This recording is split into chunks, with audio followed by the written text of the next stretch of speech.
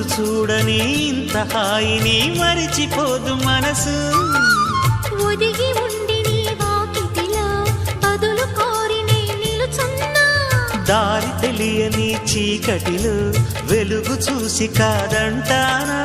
ఊరించి ఇది ఏ మాసం? ప్రేమించే ప్రతి గుండెను అందెల సందడి చేసే హేమంతం ఇది. మన సొంతం అయినది.